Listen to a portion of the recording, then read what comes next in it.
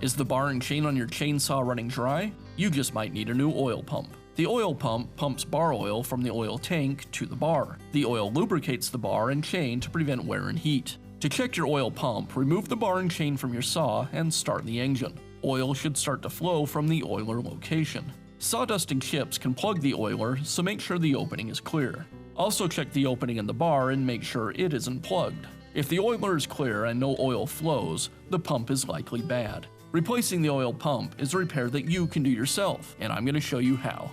I'll begin by removing the side cover, the chain, and the bar.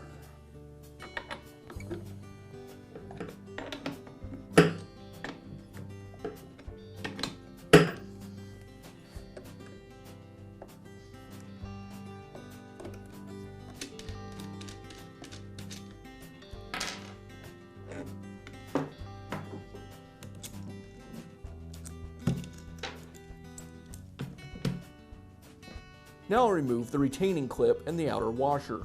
I'll use a small screwdriver to carefully pry the retaining clip away from the crankshaft. I want to be careful not to lose the retaining clip as it comes loose.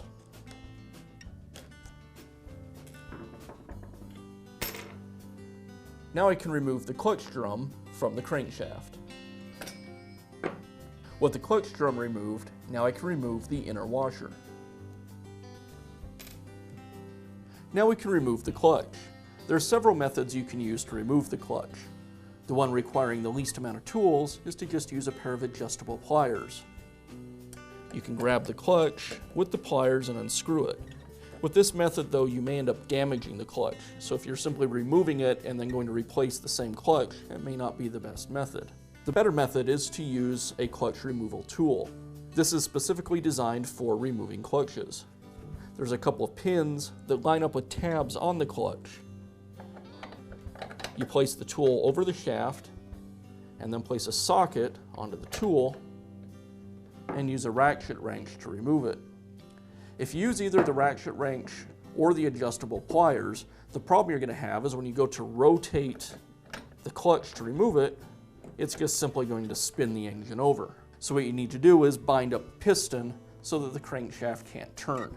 To do that, you'll remove the top cover, remove the spark plug, and then insert a short length of ropes, like starter rope, into the cylinder, and that'll bind the piston between the rope and the top of the cylinder. If you're using a clutch removal tool, another option you have is to use an impact wrench if you have one. With the impact wrench, the compression inside the cylinder will be great enough that you don't need to bind up the piston. Just simply the compression will keep the engine from turning over. And that's the method I'm going to use. The thread on most clutches is reverse thread. There will usually be a marking on the clutch that'll tell you which direction to rotate it to either remove it or install it. In this case, it's telling us to remove it or to take it off.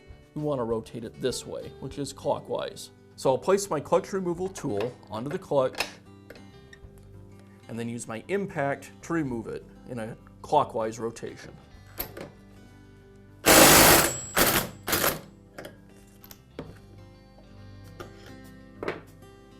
And now I can remove the large clutch washer. To remove the oil pump assembly, we'll need to remove the chain brake assembly. One of the screws on the chain brake is blocked by the handle, so the next step is to remove the handle.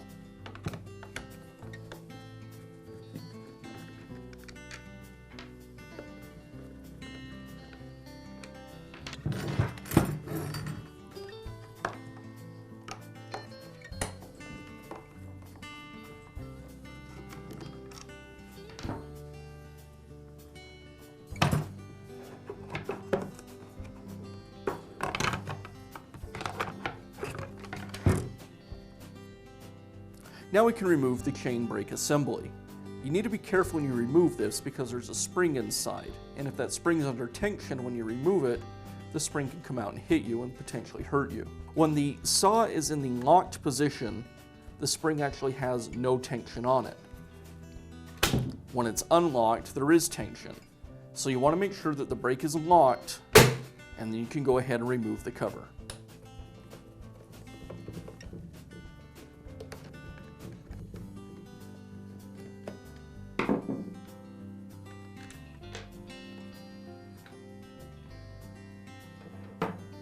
Now I can remove the oil pump assembly.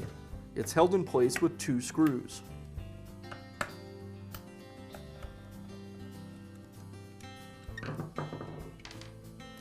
I'll pry the oil feed tube from the oil tank and then work the pump out of the housing.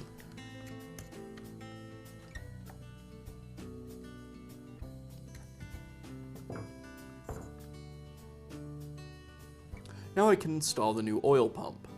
I'll place it back into the housing, making sure that everything lines up, bring the oil tube around and install it back into the pickup on the tank. And now I'll secure it with the screws.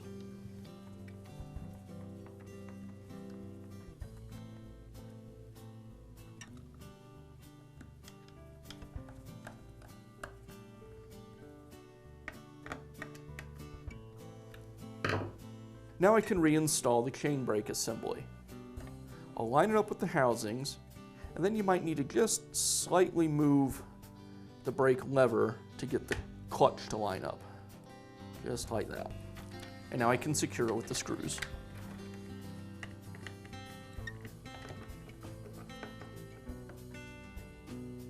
Now I'll reinstall the top handle.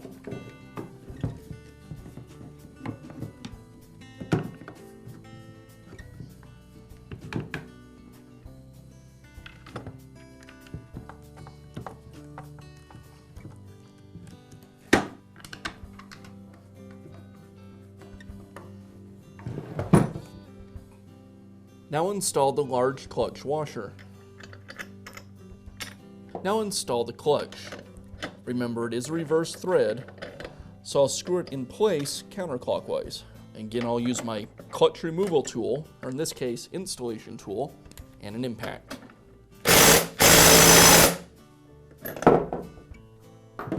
Now I can install the inner clutch drum washer. Now install the clutch drum.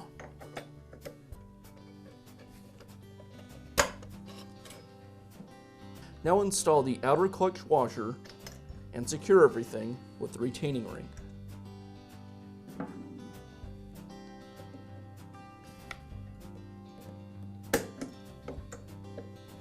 Now install the bar and chain and the side cover.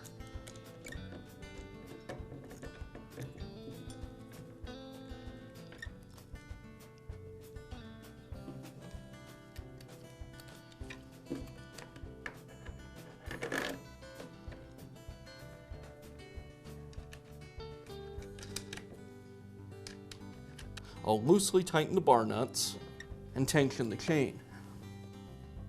That looks good, so now I'll go ahead and tighten down the bar nuts.